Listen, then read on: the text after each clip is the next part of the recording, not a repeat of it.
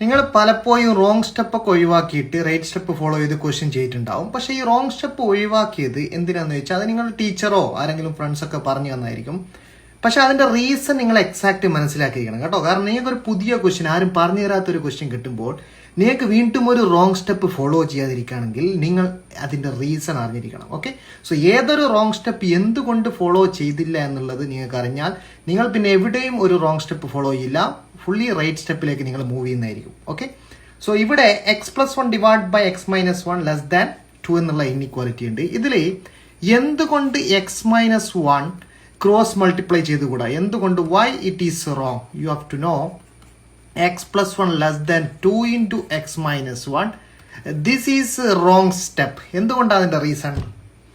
Because x-1 എന്ന് പറഞ്ഞത് x-1 can be less than or greater than or 0.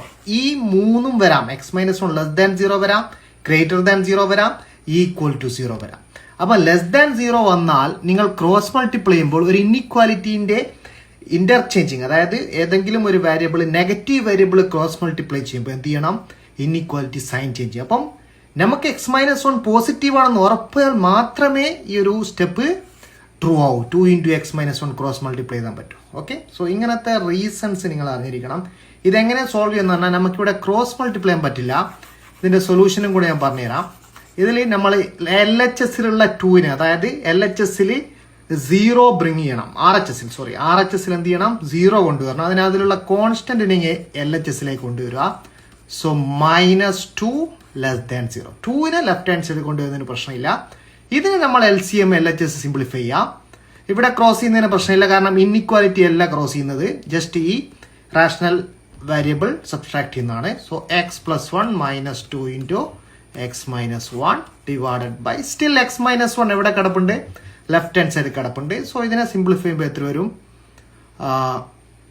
നമുക്കിപ്പം 3 - x divided by x-1 less than 0. ഈ ഒരു inequality form ചെയ്താൽ നമുക്ക് വേവി കർവ് മെത്തേഡ്, 2 പോളിനോമിയലാക്കി നിങ്ങൾ ഇതിനെ തരംതിരിക്കണം. ഒന്ന് 3 - x, മറ്റൊന്ന് x-1. 2 പോളിനോമിയലിന് 0 അറിയാം. അപ്പൊ നമ്മളൊരു വേവി കർവ് വരയ്ക്കുന്നത് നിങ്ങൾക്കൊക്കെ അറിയായിരിക്കും. ജസ്റ്റ് സീറോസ് മാർക്ക് ചെയ്യണം. ഓക്കെ, നമ്പർ ലൈനിൽ സീറോസ്. ന്യൂമറേറ്റർ പോളിനോമിയലിന്റെ 0 3 ആണ്, ഡിനോമിനേറ്ററിന്റെ പോളിനോമിയൽ 1 ആണ്. വേവി കർവ് മെത്തേഡ് വെച്ചിട്ട് നിങ്ങൾക്ക് സോൾവ് ചെയ്ത് കണ്ടുപിടിക്കാം. ഓക്കെ, സോ ഇതാണ് ഇതിന്റെ കറക്റ്റ് മെത്തേഡ്. ഒരിക്കലും ഒരു വാരിയബിൾ വരുന്ന ഡിനോമിനേറ്റർ ഇൻഇക്വാലിറ്റി ക്രോസ് ചെയ്ത് മൾട്ടിപ്ലൈ ചെയ്ത് തരുമേ, അൺലെസ് പോസിറ്റീവ് എന്ന് ഉറപ്പ് വരുത്താതെ. ഓക്കെ.